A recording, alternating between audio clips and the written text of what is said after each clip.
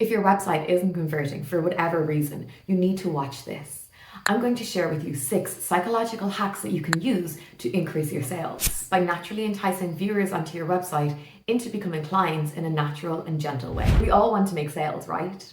But we also want to give our clients a great experience and make them feel like we value them as a person and not just as a customer. So by using these hacks, everybody wins.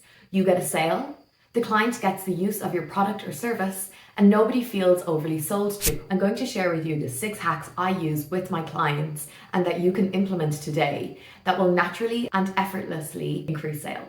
Hey, I'm Aoife, the founder of Empower Web Design, where I specialize in creating beautiful and high converting websites for women who run holistic businesses. Let's get into the first hack that will improve your website sales. Number 1, use the decoy effect. The decoy effect is when you add an unattractive offer to guide viewers into what you actually want them to engage with. Dan Early speaks about this in his book, Predictably Irrational. In the book, Dan talks about how we as humans naturally compare things to understand how we perceive the outcome or the object. Consumers are always looking for the best deal. So if you can present your hero product as the best value or having the best value, it becomes a no-brainer. An example of this is when a cinema is selling popcorn.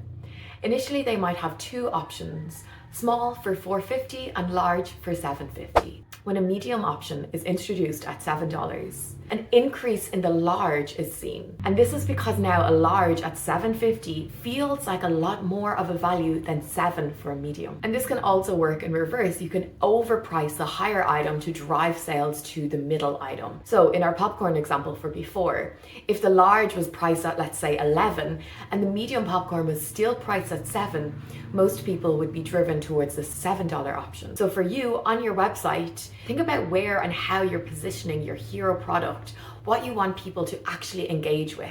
Deciding how or when to use this technique will naturally guide your audience to what you want them to focus on. In my one-to-one training, we go into where and how to position these products on your site to drive the traffic to your hero product.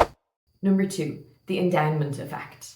This hack suggests you allow the users to experience the product or service before they pay for it. The science on this one is that people generally place a higher value on things that they own. This means if there's a feeling of connection or ownership to a product, not only is that person more inclined to buy it, they're actually going to place a higher valuation on your product or your service than if they hadn't experienced it before. And honestly, before I learned this technique, I genuinely thought that the only reason for free trials was to hope that you forget it's finishing, pay anyway, and forget about it. Number 3, cognitive dissonance. This relates to the time after the initial sale has been made. You've heard of buyer's remorse, when a person changes their mind or regrets a purchase soon after the sale, and this often results in returning the item. This technique helps fight that situation. It encourages you to reassure the buyer soon after the sale. Not only does this help curb the rate of return, it also helps increase the likelihood of return customers. This can be as simple as an email to congratulate the buyer on their purchase. Once again, explaining the benefits or showing the social proof or encouraging them to use the product straight away. This falls under aftercare customer service. And this is not exclusively about dealing with negative situations. It's also about taking care of clients that are happy. We want to make sure we're taking care of the people who are happy with the product, not only so that they will return, but they will share good reviews with their friends and family. Number 4, the framing effect. How you present your offers has a huge impact in how your audience perceives them. Okay, let's do an experiment. Offer 1, buy 1, get 1 50% off. Offer 2, buy 2, receive 25% off each. Which do you naturally gravitate to? Offer 1, right? Buy 1, get 1 half price. Offer 1 feels like it will give a larger immediate benefit and so will drive more sales. Number 5, emotional appeals.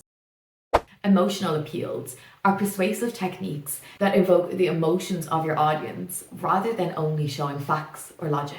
Behavior is often dictated by the emotional part of our brain rather than the analytical part. So if you can evoke happiness, fear, anger, pride in your audience, they will be more reactive to your offer. Techniques like this are often used by charities, politicians, healthcare, and advertising in general. Using visual aids and customer testimonials help evoke emotions in your audience.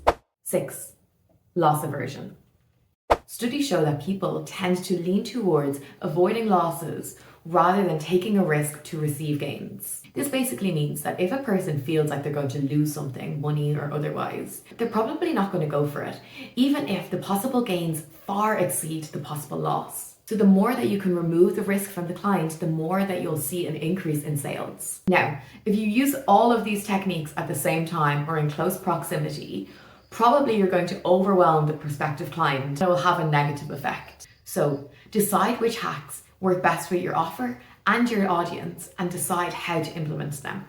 When I work with a client one-to-one, we spend a lot of time deciding which hacks will work best with their target audience and also which ones will make their offer be perceived the most valuable. Click the link below to book your free discovery call and let's start making your website a sales machine today. Until then, keep enhancing your user experience and I'll see you in the next video.